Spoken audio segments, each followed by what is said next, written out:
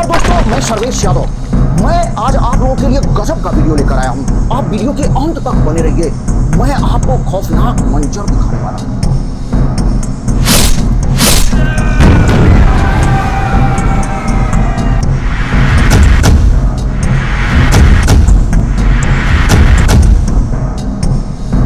एक jumbo aeroplane 36,000 feet की ऊंचाई पर उड़ान भर रहा होता है। कॉकपिट में पायलट का सिर धड़ से अलग हो चुका है।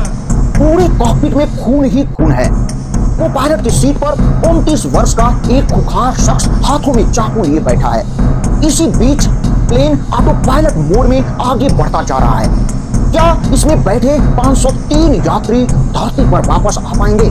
आइए इस केस को समझने के लिए आगे बढ़ते हैं।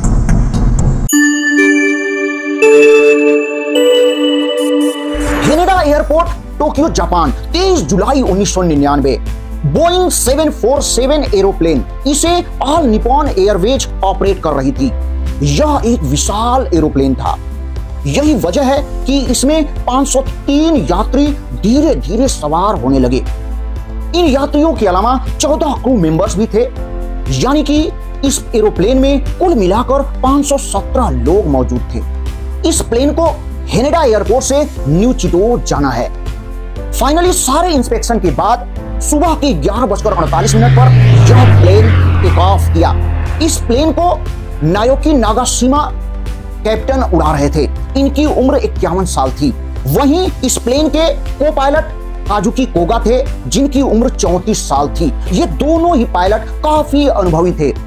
शायद इन्हें पता नहीं था कि आज की यह फ्लाइट इनके लिए काफी खौफनाक फ्लाइट साबित होने वाली है। जुलाई के मौसम में आम तौर पर गर्मी काफी अधिक होती है। यही वजह थी कि प्लेन के सारे पैसेंजर्स हल्के कपड़े पहन रखे थे। लेकिन इन सभी के बीच इकोनॉमिक क्लास में 29 साल का एक शख्स यूजी मिर्जावा, जो कि इतनी भारी गर्मी में भी ठंड के कपड़े पहन रखे थे और इसके कपड़े भी काफी गंदे थे, जिसकी वजह से इसके अगल बगल बैठे लोग इस पर डाउट कर रहे थे कि आखिर ये कैसा इंसान है। फिर भी लोग शांत बैठे रहे। यह प्लेन अपने डेस्टिनेशन की ओर आगे बढ़ता जा रहा था। तभी प्लेन के टेक ऑफ करने के ठीक 25 मिनट बाद प्लेन के अंदर कुछ ऐसा होता है कि जिसकी वजह से प्लेन के सारे पैसेंजर्स साक्षात मौत का दर्शन करने लगे। यह एक डबल डेकर प्लेन है, यानी कि इसमें 2 फ्लोर हैं। नीचे वाले फ्लोर को इकोनॉमिक क्लास और ऊपर वाले फ्लोर को प्रीमियम क्लास कहते हैं। इसके कॉकपिट में यानी केबिन में जहां पर पायलट हैं, जाने के लिए प्रीमियम क्लास से होकर ही रास्ता है। यानी कि यदि आपको कॉकपिट में जाना है तो इकोनॉमिक क्लास से पहले प्रीमियम क्लास में और प्रीमियम क्लास से तब जाकर आप कॉकपिट यानी केबिन तक पहुंच पाएंगे। इस एरोप्लेन के टेक ऑफ के ठीक 25 मिनट बाद एरोप्लेन 36,000 फीट की ऊंचाई पर उड़ रहा होता है। तभी केबिन से अनाउंसमेंट होता है सीट बेल्ट खोल लेने का। सभी पैसेंजर्स अपना अपना सीट बेल्ट खोल लेते हैं और रिलैक्स हो जाते हैं। इसी बीच वह गंदे कपड़ों वाला आदमी भी अपना सीट बेल्ट खोलकर रिलैक्स हो गया। इसके बाद वह आदमी इकोनॉमी क्लास से सीढ़ियों को चढ़कर धीरे धीरे प्रीमियम क्लास तक पहुंच गया और अपने पास रखे हुए एक चाकू की मदद से एक एयर होस्टेस को अपने कब्जे में ले लिया और उसे कॉकपिट का दरवाजा खोलने के लिए कहा। अब यह एयर होस्टेस अपनी मौत से बचने के लिए कॉकपिट का दरवाजा खोल देती है। यह आदमी प्लेन के कॉकपिट में प्रवेश करने के बाद सबसे पहले अपना चाकू पायलट के गर्दन पर रख देता है और उसे अपने बस में कर लेता है। इसके बाद वो पायलट को कॉकपिट से बाहर भेजकर कॉकपिट का दरवाजा अंदर से बंद कर लेता है। इतने टाइम में पायलट प्लेन के ट्रांसपोंडर में 7500 कोड डायल कर देता है। इस कोड का अर्थ है कि प्लेन हाईजैक हो चुका है। इसकी खबर एटीसी तक पहुंच जाती है।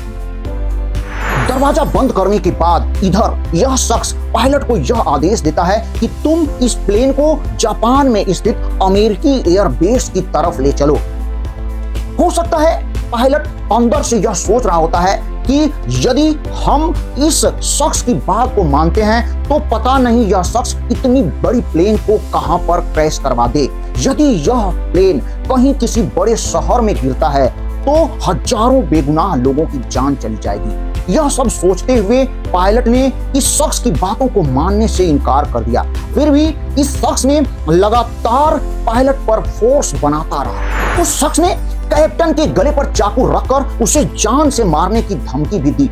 इन सब के बावजूद कैप्टन पर उसकी धमकी का असर नहीं पड़ रहा था, क्योंकि कैप्टन शायद अंदर से सोच रहा होगा कि यह शख्स, यह हाईजैकर मुझे मार नहीं सकता है, क्योंकि यदि यह मुझे मार देगा तो इस प्लेन को उड़ाएगा कौन? यह प्लेन क्रैश हो जाएगा और इस क्रैश के साथ इस हाईजैकर की भी जान चली जाएगी। इसलिए यह हाईजैकर तो मुझे मार नहीं सकता है। पायलट का यह अंदाजा कुछ ही मिनटों में उनकी जान पर भारी पड़ने वाला था। बार बार कहने के बावजूद भी जब पायलट ने इस प्लेन को अमेरिकी एयरबेस की तरफ नहीं मोड़ा, तो अब शख्स गुस्से में आकर गर्दन पर रखे हुए चाकू, पायलट की गर्दन पर रखे हुए चाकू तो अपनी पूरी ताकत के साथ घुमा दिया।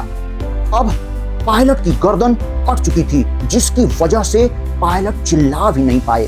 कुछ ही मिनटों में पायलट की मौत हो जाती है। अब प्लेन ऑटो पायलट मोड में उड़ रहा होता है, इसलिए बाहर खड़े को पायलट और यात्रियों को इस बात का एहसास ही नहीं हो पाया कि जिसके भरोसे पूरी प्लेन हम छोड़ चुके हैं, शायद वह पायलट इस दुनिया को ही छोड़ चुके हैं। इन सब के बावजूद हाईजैकर खुद को पायलट की सीट पर बैठ जाता है और प्लेन को कंट्रोल करने की कोशिश करता है। प्लेन कुछ ही मिनटों बाद एक टर्बुलेंस में फंस गया, जिसकी वजह से झटके खाने लगा। यह देखकर हाईजैकर प्लेन के सारे कंट्रोल्स को इधर उधर घुमाने लगता है, जिसकी वजह से प्लेन का नोज नीचे हो गया और प्लेन तेजी से नीचे की तरफ जाने लगा। यह सब देखकर बाहर बैठा वो पायलट सारी सिचुएशन को समझ जाता है और समझने के बाद वह बैठे हुए यात्रियों में से जो यात्री हट्टे कट्टे थे, मजबूत थे, उन्हें अपने पास बुलाता है और सारी सिचुएशन को समझाता है। और यह निर्णय लेते हैं कि कॉकपिट के दरवाजे के तोड़कर अंदर जाना होगा। इसके बाद सब मिलकर कॉकपिट के अंदर जाने का निर्णय लिया। अभी भी प्लेन लगातार एल्टीट्यूड खोते जा रहा है। इन 503 यात्रियों में से 14 बच्चे भी थे और ये बच्चे इन सारी चीजों को देखकर जोर जोर से चिल्लाने लगते हैं। अब जितनी एयर होस्टेस थी सभी बच्चों को समझाकर चुप कराती हैं। इसके बाद ये हट्टे कट्टे यात्री और को पायलट ये लोग मिलकर कॉकपिट के दरवाजे को तोड़ देते हैं और तोड़ने के बाद जैसे ही ये लोग कॉकपिट के अंदर घुसे और कॉकपिट के अंदर जब ये नजारा देखे, यह नजारा रूह कपा देने वाला था। डर और खौफ के बीच यह समय जिंदगी पर भारी पड़ रहा था। सभी लोग मिलकर उस पागल इंसान को अपनी बस में किया, उसे बांधकर कॉकपिट से बाहर कर दिया। अब वो पायलट अपनी सीट पर बैठते हैं और अभी भी ये जहाज बहुत तेजी से नीचे जा रहा था और किसी भी तरीके से वो पायलट इस जहाज को धीरे धीरे कंट्रोल करने की कोशिश करते हैं। फाइनली प्लेन को कंट्रोल कर लिया। इसके बाद रेडियो कॉल के जरिए पूरी बात को एटीसी को बताया, कहा कि हम वापस इमरजेंसी लैंडिंग के लिए हेनेडा एयरपोर्ट पर आ रहे हैं। अब एटीसी ने सारी सिचुएशन को देखते हुए इमरजेंसी लैंडिंग की परमिशन दे दिया। इधर हेनेडा एयरपोर्ट पर इमरजेंसी लैंडिंग डिक्लेयर कर दिया गया। किसी भी अनहोनी से बचने के लिए एयर सर्विस एम्बुलेंस की गाड़ियां रनवे के दोनों तरफ खड़ी कर दी जाती हैं। पूरा रनवे खाली करा दिया जाता है, सारी फ्लाइटें रद्द कर दी जाती हैं। केवल मात्र एक ही मकसद था, फ्लाइट 61 को सुरक्षित लैंड कराना। अब कुछ ही समय बाद फ्लाइट 61 हेनेडा एयरपोर्ट पर आती है और सुरक्षित लैंड करने के तुरंत बाद डॉक्टरों की एक टीम बहुत तेजी से कॉकपिट के अंदर पहुंच गई, लेकिन पायलट की मौत तो कब की हो चुकी थी। अब जापान की पुलिस इस हाईजैकर, इस शख्स को अपने कब्जे में ले लिया और अपना इन्वेस्टिगेशन शुरू कर दिया। जापान पुलिस को इस शख्स से कई सवाल के जवाब चाहिए था। आखिर इतनी जबरदस्त सिक्योरिटी होने के बावजूद भी एयरपोर्ट पर यह शख्स इस चाकू को, इतने बड़े चाकू को कैसे प्लेन में लेकर पहुंच गया। इसके अलावा एयरपोर्ट पर लगेज डिटेक्ट करने वाली एक्सरे मशीन इतने बड़े चाकू को कैसे डिटेक्ट नहीं कर पाई। इसके अलावा इस तरह के काम को अंजाम देने का इस शख्स को मकसद क्या था? इस तरीके के बहुत सारे अनसुलझे सवाल इस शख्स से पूछना बाकी था। जब इन्वेस्टिगेशन शुरू किया गया तो जब यह शख्स सवालों के जवाब देना शुरू किया तो कमरे में मौजूद पुलिस के सारे अधिकारी हैरान हो गए। दरअसल 1999 के दौर में प्लेन की सिक्योरिटी और एयरपोर्ट पर आज के जितना ध्यान नहीं दिया जाता था। निशजावा 29 साल का शख्स जापान की लोकल फ्लाइट में लगातार सफर करता रहा और इस सफर में वो एक बात को नोटिस कर रहा था कि एयरपोर्ट पर पैसेंजर के लगेज को डिटेक्ट किया जाता था एक्सरे मशीन से, लेकिन पैसेंजर्स के जो हैंडबैग थे उनको किसी मशीन द्वारा डिटेक्ट नहीं किया जा रहा होता है। यह सब देखने के बाद निशजावा ने इस कमी के बारे में जापान एयरपोर्ट पुलिस को जानकारी दी और कई बार जानकारी दी, लेकिन जापान एयरपोर्ट पुलिस की इस लापरवाही में कोई सुधार नजर नहीं आया। यह सब देखने के बाद निशजावा के दिमाग में एक खुखार प्लान आया। अब उसने एक पूरी प्लेन को ही अपहरण करने का प्लान बना दिया। यह शख्स जापान फ्लाइट की बहुत सारी टिकटों को बुक कराया। वह अपने साथ लगेज ले जाता था और एक हैंड बैग लिए रहता था और उस हैंड बैग में एक चाकू लिए रहता था। उसके लगेज को तो चेक किया जाता था, डिटेक्ट किया जाता था एयरपोर्ट पर, लेकिन हैंड बैग की चेकिंग नहीं होती थी। बहुत सारी फ्लाइटों में उस हैंड बैग को चाकू के साथ इसने ट्रेवल किया, लेकिन उसे कोई दिक्कत नहीं हुई। तब वह अपनी इस खौफनाक प्लान को अंजाम देने की सोचने लगा। हादसे के ठीक एक दिन पहले यानी 22 जुलाई 1999 को उसने बहुत सारे लोकल फ्लाइट्स का टिकट बुक कराया ताकि यदि एक फ्लाइट छूट जाए तो वो अगली फ्लाइट में ट्रेवल कर सके। तभी उसी रात को उसके माता पिता को इसके सारे टिकट मिल जाते हैं और जब उसके माता पिता इसके हैंड बैग को चेक करते हैं तो उसमें एक चाकू मिलता है। इसको देखकर इसके माँ बाप काफी परेशान हो जाते हैं और उसके सारे टिकटों को फाड़ कर फेंक देते हैं। इसके बावजूद यह शख्स कहां मानने वाला था। फिर उसी रात को उसने एक अलग से और टिकट बुक कराया फ्लाइट 61 में और वह अपने हैंडबैग में चाकू लेकर फ्लाइट 61 में इंटर कर जाता है और इस तरीके से इस चाकू की मदद से इतने बड़े हादसे को अंजाम दिया। बाद में इसके माता पिता के बयान से यह पता चला कि यह बचपन में ही वीडियो गेम, प्लेन वाला वीडियो गेम खेला करता था और इसे प्लेन को उड़ाने का बहुत शौक था और इसी शौक की वजह से उसने इतने बड़े हादसे को अंजाम दिया।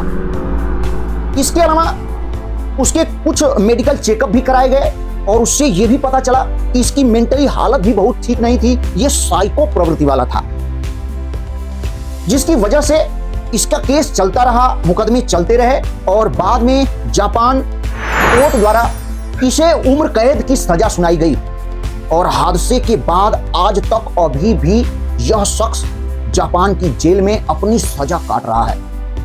दोस्तों, इस तरीके से हमारी यह पूरी वीडियो समाप्त हुई। पूरा वीडियो देखने के लिए आपको बहुत बहुत दिल से धन्यवाद। यदि मेरी वीडियो अच्छी लगे तो आप मेरे चैनल को जरूर सब्सक्राइब कर दें। इस तरीके की और भी बढ़िया, मजेदार, हेल्पफुल, ज्ञानवर्धक वीडियो मैं लेकर आता रहूंगा और आप तक सूचना पहुंचती रहेगी।